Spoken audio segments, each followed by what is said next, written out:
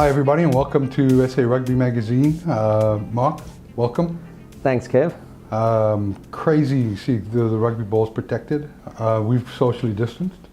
Yep, and you just recovered from COVID? Yeah, so 18 days in isolation, all negative now, so felt like I was tranquilized for about a week. But other than that, strong, nice to be active, nice to be here. We're wearing our masks, washing our hands, keeping our distance, like a good rugby league scrum. Yeah, we'll kiss off camera. Yeah, no contact. No But yeah, good to be back and nice to be back. Looking forward to July. June really was a bit of a write-off, and hopefully so was May, and so was April. and hopefully by the end of July, we'll also have some South African domestic rugby as well. It looks like end of July into the first week of August is what they're looking at, getting a competition, which would be I think the 4 Super Rugby squads and the 2 Pro 14 squads playing domestically. Yeah. So yeah. Let's try and make sense of the rugby world right now, and hopefully we can do that. Let's chat about a couple of interesting things. We've got the Exeter Chiefs, who've been hit up to change their name because the Chiefs is an offensive name to some people. Your thoughts? Well, geez, the Bulls are an offensive name at one stage to people. So, yeah, I mean, look, it's at the moment, I just sit back and I watch because everyone's got an opinion on everything. Everything is emotionally based, and it's, you know. The media is very irresponsible. The media is totally over the top in everything they do at the moment, and everything is fear-based. Yeah. And while we still don't have a normality, it's those fears and those paranoias. Continue. I watched The Great Hack last night, and kind of you can just tie it into exactly what's happening now in so many different things. Yeah, and this is nothing new from the States as well. When the Washington Redskins, which the Redskins name from an Indian point of view is a derogatory reference to Native Indians, and the Washington Redskins had been the brand name for 80, 90 years. We're keeping it. Yeah, look, when coming back to the Exeter Chiefs, I mean, I didn't know there was any Native Americans in Exeter. No, neither did I. So I know that when they went from Exeter to the Exeter Chiefs, it was as every team was looking for a name. Some went to call themselves Animals, some called themselves kind of Cowboys, some called themselves Chiefs. It was all marketing tools. So it's how deeply do you take it? I just think the world's being strangulated by political correctness right now, and it's incredibly sad and frustrating to see. I'm just comfortable that the Bulls are still the Bulls. Yeah. Well, the Stormers, is that a politically correct name? Yeah, it's been bloody awful, but I'd like to have Western Province, but then geographically people say you can't call them that either. So going back to the Bulls, they still got their horns. They bought a lot of people for whenever they're going to play, and it's just. Well, let's remember, folks. Let's try and have a sense of humor out there. I know we're living in tough times, so let's talk about New Zealand. What have you seen? Yeah, if you look at pre-lockdown and then post-lockdown, Crusaders, nothing's changed. They're as effective as they were always going to be. The Chiefs had some serious injuries. They're still a hell of a competitive side. They've now lost 4 in a row if you take their last match that they lost pre the lockdown. A well-coached side, I mean, their derbies are bloody close and quite intense. And weather is certainly playing a factor there. Eh? Huge. And I mean, if you look, 18-3 up the Crusaders against the Chiefs, 18-13 they were hanging on. Yeah. Scott Robertson said at one stage we were looking at a bonus point, and in the end we were just making 140 plus tackles to just get out there with a win. The Blues 22-10 up, 27-24, Highlanders missed a kick, didn't take another kick, and then were held up on the trial and at the end, so that could have gone the Highlanders' way. I think the team that's probably been the most disappointing for me have been the Hurricanes, but they were disappointing going into the break as well. Yeah. They had the change of coach with John Plumtree at the last minute being called up by the All Blacks. I don't think their coaching setup's the greatest. They've also got rid of Carlos Spencer now as a backline coach, and if they can say he was not really necessary or was in the mix. Why was he there in the first place? In the first place. Yeah. So I look at New Zealand, I think. But no one carries a tackle bag just quite the way he does. Now they say he's bloody good in the gym still as well. Yeah, I bet he is. And some of those kicks he's done on the TikTok video and YouTube, he's still got some qualities there, but not for the salary they were paying him, and for a side that's been underperforming. if you look at the big kind of play that's come, you would say it's the consolidation of the Blues in how they've played. Are they for real? They certainly seem like they've started to develop a hard underbelly, which has always been their problem. You've got some of their players like Tiapolato, who's been given responsibility as a captain and seems to have grown into that.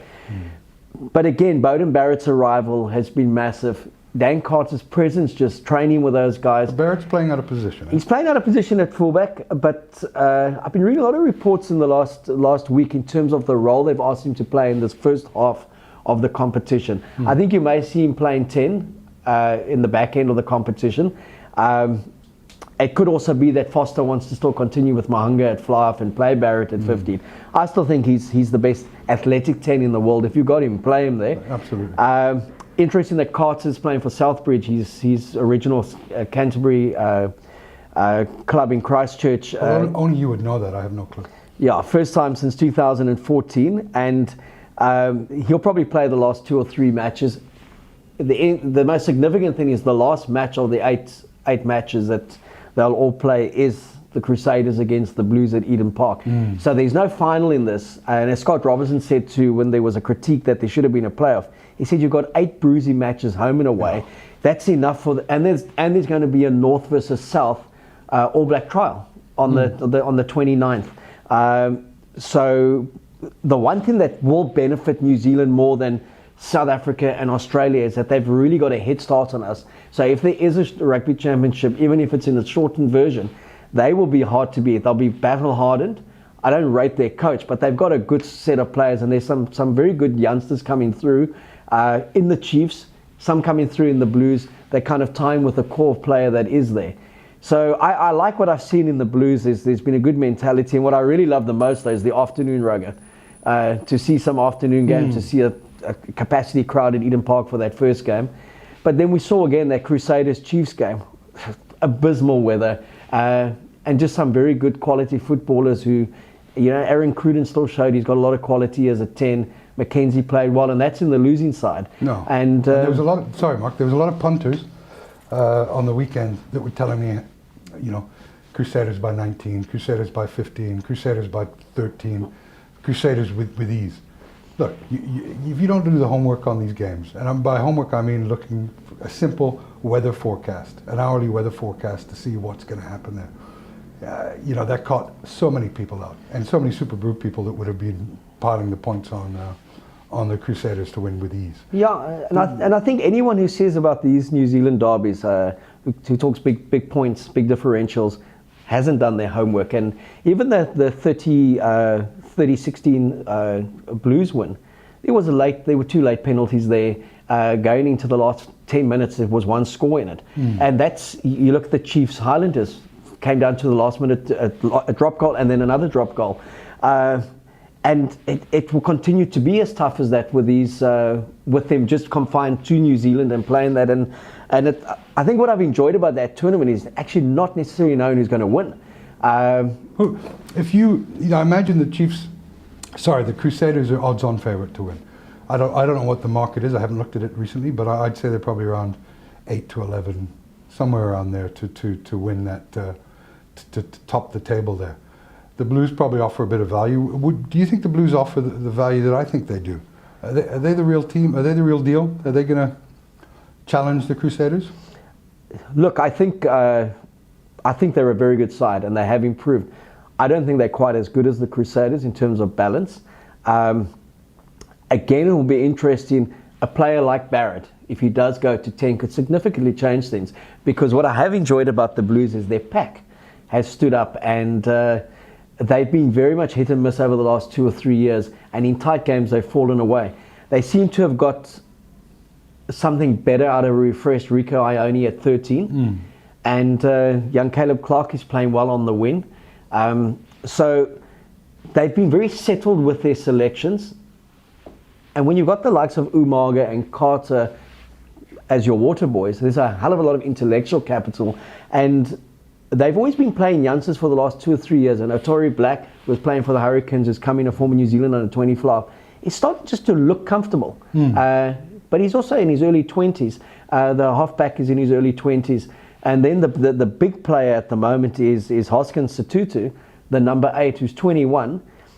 But again, born and bred in New Zealand, Fijian father and grandmother from England. So I read the reports, does he play for his homeland, Fiji? His homeland is New Zealand. He was born and bred there. Yeah. So he said he's got 3 options. There's talk he will go straight into the All Black squad. Well, you play for your homeland if you can't make the team where you were born. Yeah, and that's the reality. You know, you look at France and you look at England at the moment, they've got more Fijian-born players than anyone else in the world playing for them. So this whole thing was who would replace Kieran Reid. And Akira Ihone has never quite come through, and his conditioning, his fitness. All of a sudden, this kid's arrived. He was there at the tail end last year as a 20-year-old. They told him to go back and do some work. He's come out. He's really been the form player. So if you look at an 8 that there wasn't last year, the Chiefs seem to have uncovered a few players through Gatland that have been in the mix for a while, but are now starting to look closer to internationals and Super Rugby players. So I think they can still assemble a bloody good All Black squad. It's how do they play under Ian Foster and how big a role is John Plumtree and Brad Moore going to play. I think it's been very beneficial for them that they've got this early start, and if we think it's going to be a case of, you know, the Boks are gimmies because they won the World Cup, people tend to forget the Boks did lose to the All Blacks at the World Cup. It's a nice one not to remember because we don't have to, because we won the World Cup. But it's still a team that we haven't consistently dominated. We've drawn the one game. We lost at home in the last minute. Peter de Villiers would argue against that. Yeah, and then when we did win fantastically in Wellington, they did outscore us 6-4. So if we're going to say, just by virtue of being the world champions, we're going to struggle against them over the next few years, we've got to say we want to start winning 50% of our games against them as a starting measure. We win at home, they win at home, and the exceptional side then wins away from home. So I think if Rassie Russell and Jock Nino will be looking and thinking, shit, we just want to get on the field. We want to get our players on the field because these guys are going to be match hardened, they're going to be conditioned, and we are going to be coming to the party a bit late. And that's going to be to our detriment. Well, my takeaway from the start of the season was that the wrong coach was appointed to the All Blacks. Thankfully for South Africans and the rest of the rugby world, Foster was a horrible appointment. Should have been someone like Gatland, though many would argue against that now with his recent run with the Chiefs. And Scott Robinson, I don't know what he has to do or who he has to know to have gotten the job. And he's done nothing to change my opinion. Where my opinion has changed, I thought that the COVID virus has given an equal playing field back to New Zealand in terms of now they're playing rugby, they're playing hardened rugby, like you say, they're battle hardened, and it's South Africa that will be off the back foot and like you say, trying to get the players out onto the field and get some game time. Because at the beginning of the season I thought it was, you know, the New Zealand were in for a torrid time, but COVID sort of changed that whole scenario for me. Yeah, it's been like a huge saver for them post the World Cup as well. It's like they've managed to consolidate their domestic game and go into an All Black trial. Well, they'd even eradicated COVID, and two English people came along into the country. So they must be like, oh my God, they've knocked us out of the World Cup, and then they've reintroduced COVID. But if you just look at, I think what it's also shown is, and we spoke about this a while ago, less is more. And there is a place for a strong domestic competition in one's country. So it's like looking at the old NPC, seeing these teams play. And if we have this shortened version now, it will be like those Glory Day Curry Cups where there's 6 teams and they're all bloody good and they can all win home and away. And you get a better quality of national team that comes out of that. You know what Robinson also said is when they questioned this, are 8 matches enough? He said, yeah, it's not the Sunwolves. He said it's the Chiefs, it's the Hurricanes, it's the Blues, it's unrelenting. Of course. And then it's an All Black trial. And it would be the same if it's the Sharks, the Lions, the Bulls, the Cheetahs. And they're also playing deeper into the winter. And I'm under the assumption that if we start rugby again, it's going to be in these types of conditions. Yeah. So it's giving them great preparation for an international season. Without a doubt, and I think we will get a rugby championship, and it'll be that shortened version. Who knows what's going to happen later on in the year, because that will all depend on international travel and who can go in and who can go out of Europe.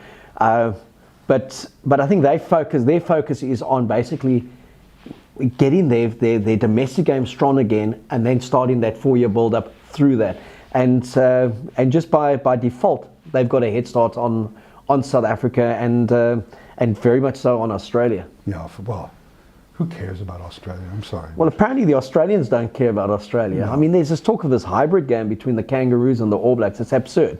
14 players aside, no lineouts, no scrums. Then it's a game of rugby league, isn't it, with an extra player? Of course. So it's like Australia focused on getting the Wallabies strong. New Zealand focused on trying to get back to 1 in the world. They were knocked out in the semi-finals.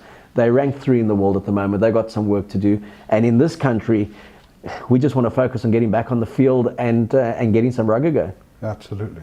Mark, thanks for coming in. Glad to see you healthy. And to our viewers out there, thanks. Stay safe and don't be so paranoid.